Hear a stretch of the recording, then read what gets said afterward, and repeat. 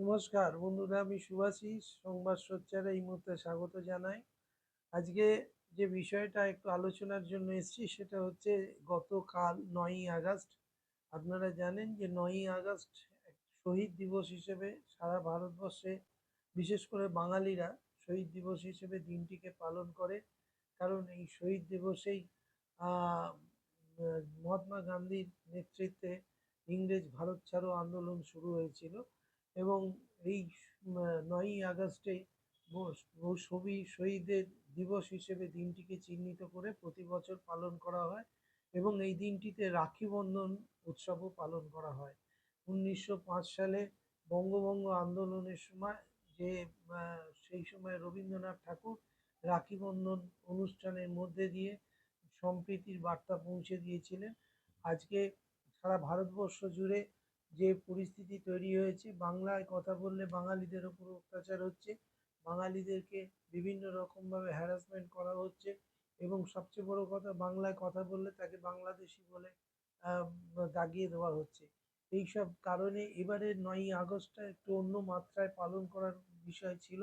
এবং সেই লক্ষ্যে বিভিন্ন জায়গায় মানুষ তারা সম্প্রীতির বার্তা দিতে 9ই আগস্টটাকে বেছে নিয়েছিলেন। কিন্তু দুর্ভাগ্য আমাদের এটাই যে আমাদের রাজনীতি কখনো কোনো ভালো কাজে কখনো মানুষকে সেইভাবে মানুষের পাশে থাকে না।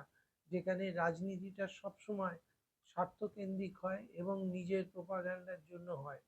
যেখানে আমরা দেখলাম যে গত 9ই আগস্টে যে অভয়ার বাবা মাকে নিয়ে একটা নাটক মঞ্চস্থ হলো।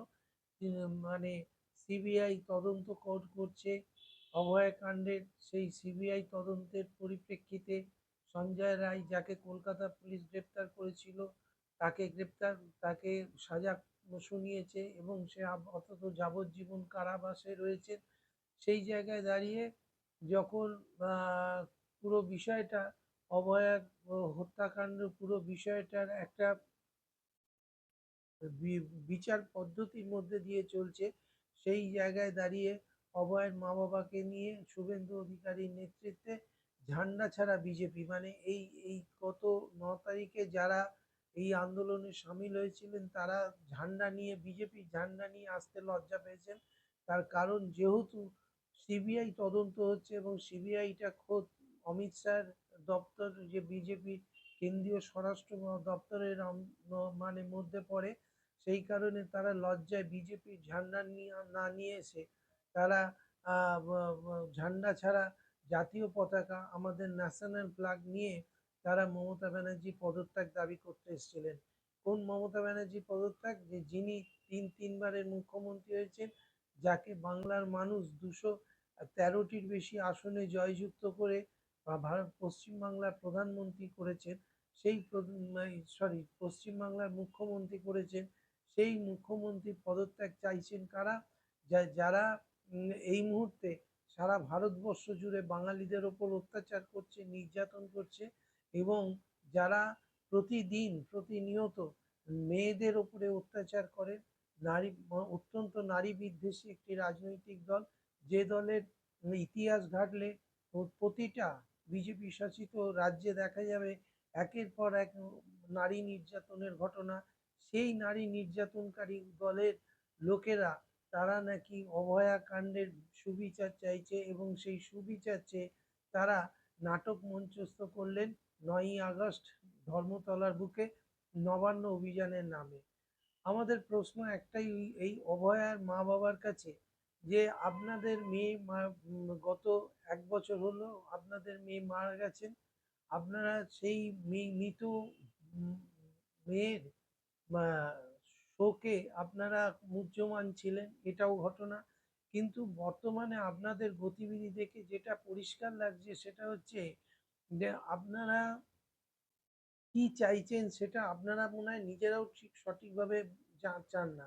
আপনারা এখন বলছেন যে সিবিআই তদন্ত আর চাই না, এই সিবিআই দিয়ে আর কিছু হবে না। তাহলে আপনারা কোন কোন এজেন্সিকে দিয়ে তদন্ত চাইছেন?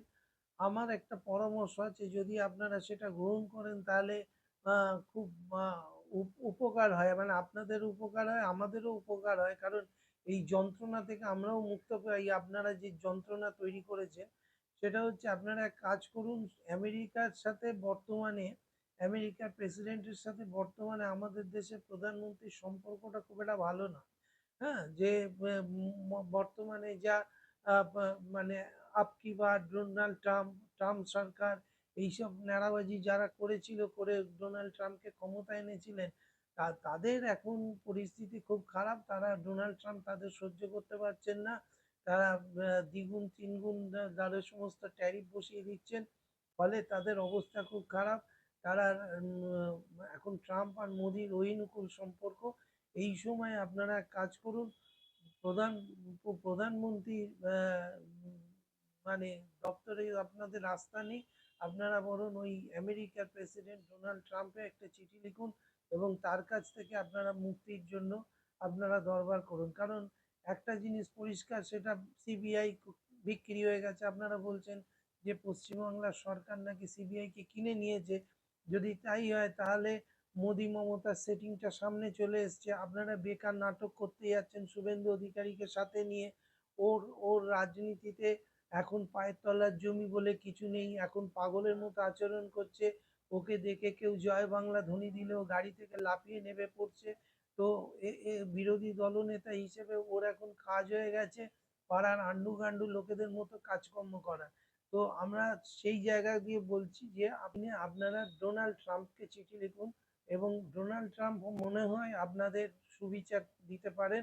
কারণ যদি এরকম হতে পারে, ধরুন যদি আপনারা ডোনাল্ড ট্রাম্পকে চিঠি লেখেন, ডোনাল্ড ট্রাম্প নরেন্দ্র মোদীকে এটা বলতে পারেন, যেমন অলরেডি বলেছেন যে রাশিয়ার থেকে তেল কিনলে, ভারতবর্ষ যদি রাশিয়ার সাথে তেল কেনে, রাশিয়ার সাথে ব্যবসা করে, তাহলে তাকে পেনাল্টি চার্জ করবে।